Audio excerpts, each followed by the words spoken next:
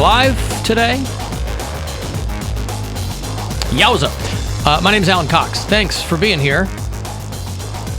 Welcome, Mr. Bill Squire. He's right over there. Creepy hugs, everyone. Thanks for listening to and watching this episode of the Alan Cox Show. Don't forget to like, subscribe, and share a cold one with the boys. There's Mary Santora. Hi, guys. No babies. Still got all her fingers. Woohoo! From what I can only assume is was a weekend full of how should I put it? Redneckery? Potentially regrettable events. I don't know. No, I don't like to say that. I don't like that word. Oh. But the way that you've described your family, your own words, you were the one I was most excited to hear 4th of July stories from. We did go to everyone's fingers intact? Everyone's fingers intact. We did go to an at-home fireworks show, so on brand, you know. It's good. It was a good weekend.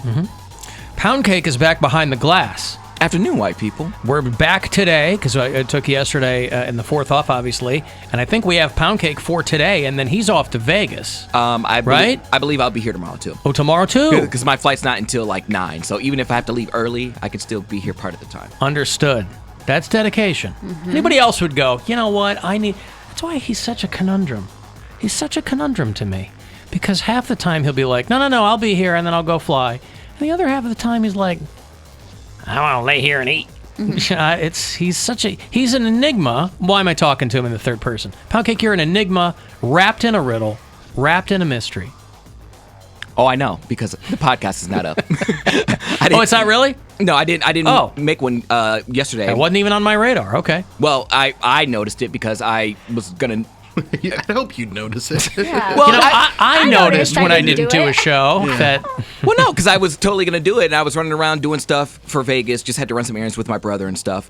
And then when I got home, my roommate and his girlfriend were there, so I didn't really have a quiet place, and I'm like, I'll just do it tomorrow. Amongst everything else, I'll just do it tomorrow. So it will be up by the end of the day. Well, not end of the day, but before midnight tonight. Are you feeling more, or the more preparation that you do for a trip that would stand to reason that it might make you feel a little bit more relaxed, but then there's the whole process of traveling, and it's with your mom and your brother. And are you feeling more relaxed at all, or less relaxed at the prospect of preparing for this trip? I'm trying to be in the moment, because if I think about it, I will get anxious. I don't like traveling by myself as it is. I just wish teleportation was already a thing. But you're not traveling by yourself. I'm practically traveling by myself because you have to babysit your brother and your mom? My brother, he flies, but he's just inconsiderate. He was telling me the other day about how he got bumped up to first class because he was too big for the one seat. On this trip, or another time? This was another time. The last time he flew, he said, we were riding in the car, he was just like, you know what, they might bump me up to first class. I said, why would they bump you up to first class? He was like, because the last time I bought one ticket, I was, back, and someone turned their light on and complained, and they thought they were going to get a seat upgrade. Yeah. But the lady came up to him and he was like, sir, do you have your things with you? Because we're going to move your seat. You're going to go up to first class. He was like, really? Because he's fat. Correct. Wow. Man, I've never been fat upgraded. I have never been fat complained. upgraded either. I mean, it's unlikely, but... So my brother... I'm gonna get fatter, I guess. You gotta spill into the seat Is that next what to it you, is? and then they're like, I can't, his love handles are on me, and I can't do this right now. Wow, how? But at my fattest, we've all sat next to people who should not be in this. You know what I mean? People, they squeeze you into those seats. So this is a fascinating turn of events for me. We've all been on flights where we're squinched next to some person who's poured into their seat. And I always get the middle seat. At my fattest, I had to use the seatbelt extender once. But that still didn't get me another seat. And I wasn't spilling into other people's seats. But did someone complain? No. Okay, no, so I just had to be because the seatbelt wouldn't buckle. I go, hey, you guys got one of those things? Well, and they're like, yeah, we know what you need, you piece of crap. If I travel, you fat piece of garbage. Why are you even on our flight? They're just trying to get people from point A to point B. They don't care how big you are. That's why they make the extenders. They could just as easily go, sorry, sir, we don't have that. No, they've got extenders. They've got tubs full of extenders for people. Tubs of them. Tubs for the tubs. I think it would be different if my brother had complained, hey, I'm too big. They'd be like, yeah, well, that's your own fault. But the fact that the person next to him complained, maybe they felt bad, or if they had an extra seat, they're like, "Woo, just bump this guy up, more leg room, wider seat." Now, is there any chance that you might consider putting a pillow under your shirt in the hopes of them thinking that you are too fat and need to be upgraded to first class on this trip to Vegas? I just like being regular fat, not too fat. Yeah. That was the whole thing. That's what's jamming me up because I was doing like a week's worth of laundry, and I was like, "Oh, can't fit these shorts. It was going to take these. Can't fit these shorts. Was going to take these."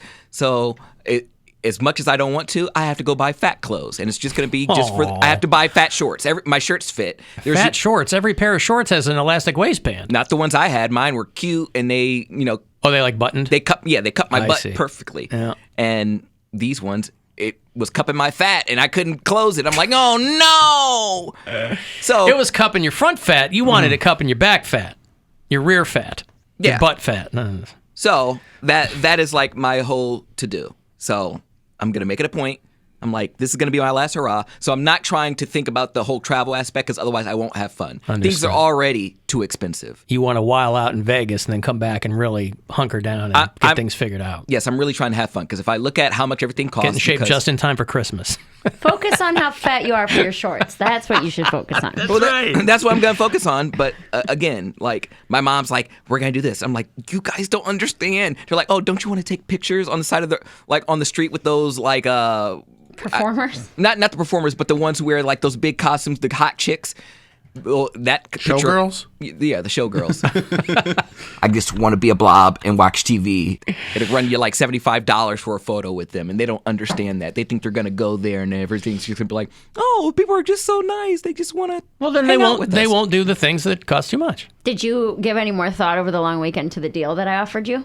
I already said yes. I thought he agreed to it. Okay, I didn't know if he was like that. If he loses 20 pounds by the end of the year, Christmas. Has to keep it by off. Has Christmas, to lose and keep off 20 pounds by our last show. If he's 20 pounds lighter Yes. by December 16th, Yes. 15th, around there, you'll give him $500. $200. Oh. And if he doesn't do it, he owes me $500. I didn't even know. This is a pretty good deal for you. Mm-hmm. Yeah. Well, I didn't even know that you were going to give me money. I was just going to, because I know I'm going to do it because I have never felt so like I'm 200 pounds. Like I'm not a 200 pound man. Ooh, it feels so good. When you get back from Vegas, we'll do a weigh-in. And then come December, we'll know where your base is. Mm-hmm.